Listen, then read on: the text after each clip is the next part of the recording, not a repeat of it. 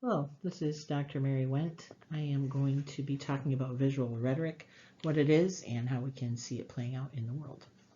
So I'm just going to throw some logos up here, and as soon as you see the logo, try in your head to think of what it represents. They'll go pretty quickly.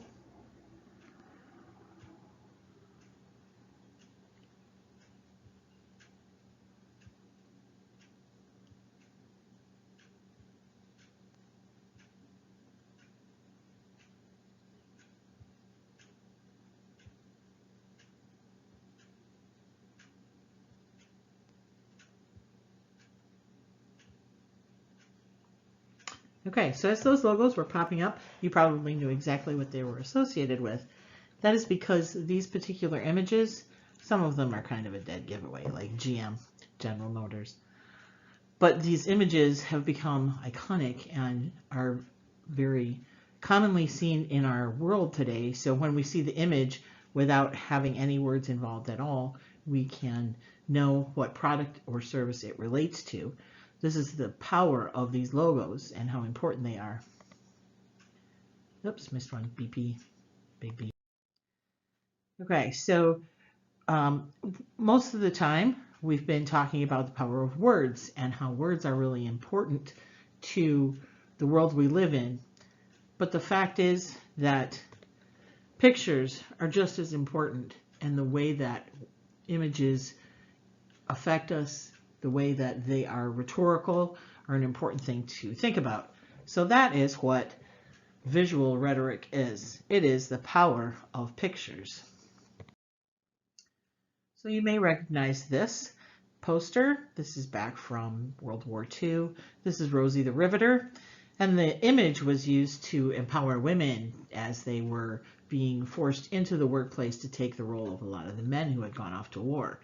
And this image is so powerful that it has been reused and repurposed.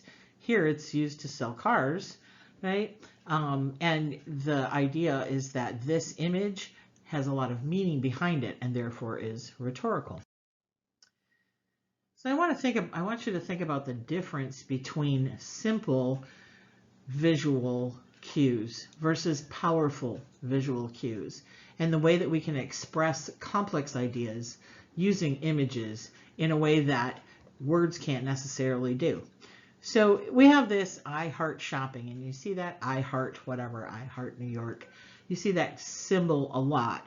But when you see an image like this gives you a much more distinct picture of a story of what it means to love things like money, right? And people grasping at money and trying to get all that they can.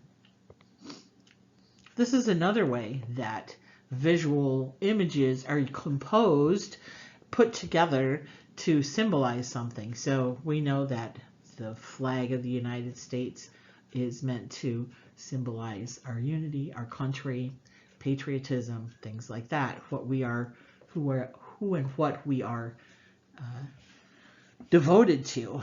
But this is meant to be a statement on capitalism, that the thing that we are devoted to is actually products and services and capitalism rather than our country itself. So this particular instance is meant to show rhetorically the difference in pictures and why images make so much of an impact. I'm sure most of you know who this is. This is O.J. Simpson, and this came from back in the day when he was on trial. And if you look at the two different pictures, the image of the Newsweek, of O.J. on Newsweek and O.J. in the Time magazine, one of the things that can strike you right away as being distinctly different is the tone of his skin. This is the exact same picture. This is, I believe, his mug shot, right? You can see the number below, the Los Angeles police. This is from when he was arrested. And I want you to look at the words below it and how the trail of blood versus an American tragedy are highlighted in front of him, both in red, by the way, they use red, but the importance is on the image itself. The one on the Newsweek magazine is lighter. There's more light on his face. And the one on Time magazine is very dark and very despairing. So they're trying to convey very different things with these two images. And the impact is really striking just because of a filter that is used between the two. You can make of it what you want. So even things as simple as paper towels become very important when you think of the images that they use and how they sell their products. So this is the brawny towel guy from, I don't know, probably the 70s. And they updated him a little bit, have a new brawny guy, so he's a little less 70s-ish. They shortened his hair. You can see they cropped his hair a little bit, but he's the same guy. But then they had an advertising thing that they did, and they wanted to make over the brawny guy in 2004.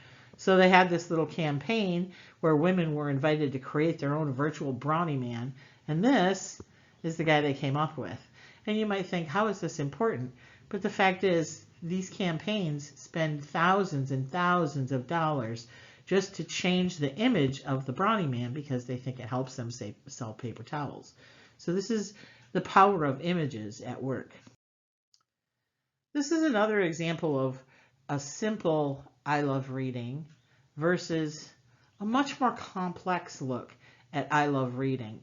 What this says and what this says are very different. This is a simple version. This is a more complex version. This little girl loves reading so much that she hauls 100 books out into the woods and has read them all, right? So there's a very big difference between these two. So imagine that you want to convey that the environment is important. So you could have a little green tree and go green. This visually says something, but this visually says so much more.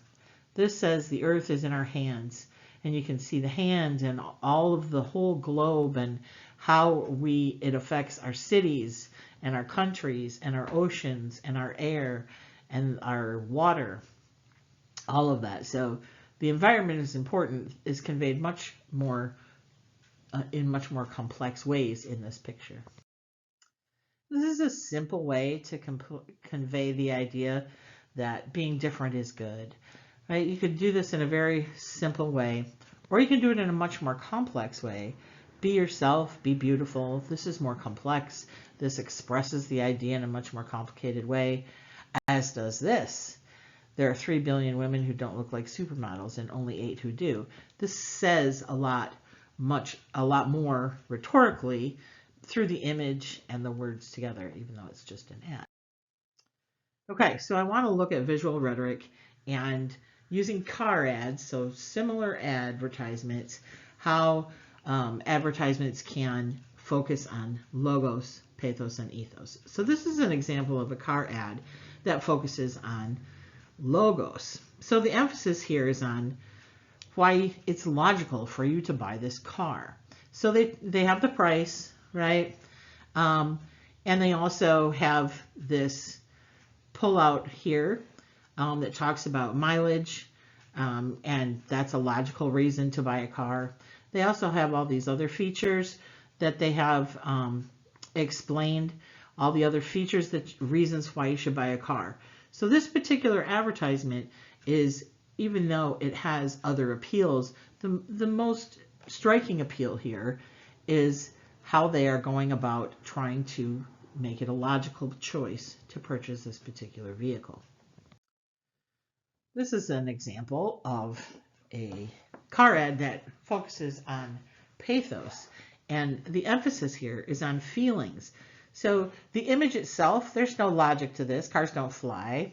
But there are certain things that are said in this ad, and the image itself is meant to evoke emotion. So it uses the word extreme, right? And we see how it says, it's as wild as you want it to be. So the idea of being wild is associated with a car. That is an emotional appeal. The idea that it's supercharged is an emotional appeal. Power is an emotional appeal. that it has undeniable style. So you'll look classy in a car. That's an emotional appeal. And it'll take you anywhere you want to go, anywhere you go. Not logical, because all cars take you where you go, but this is meant to emphasize feelings. Everywhere you want to go, this car will do it.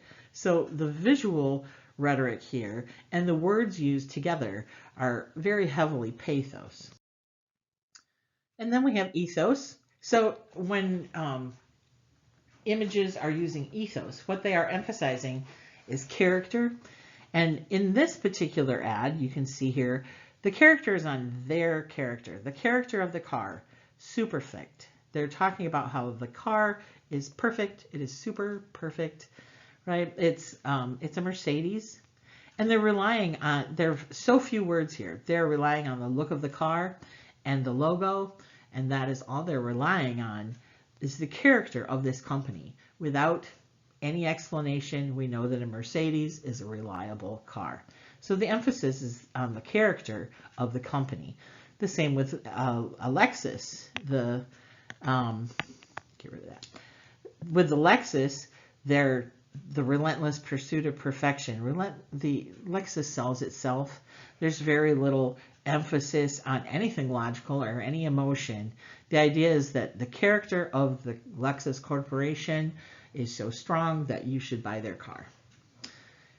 However, sometimes the appeal is meant to be about your character. So some of these cars, like a Prius, it is still an ethical appeal, but the emphasis on character is on your character. You are a good person if you buy a car, because you can't really see this, but this is talking about the impact on the environment. And the emissions from a Lexus is here, and the emissions from the rear end of a sheep is here. So this particular car is better for the environment than a sheep. And that's pretty impressive, right? So if you want to be an ethical person, you would buy this particular Prius because it is an ethical thing to do. Okay, so that is a look at what visual rhetoric is. A picture is worth 1,000 words. You have heard that saying before. And the idea is that images are very powerful, and they say and do a lot in a lot of really important rhetorical ways.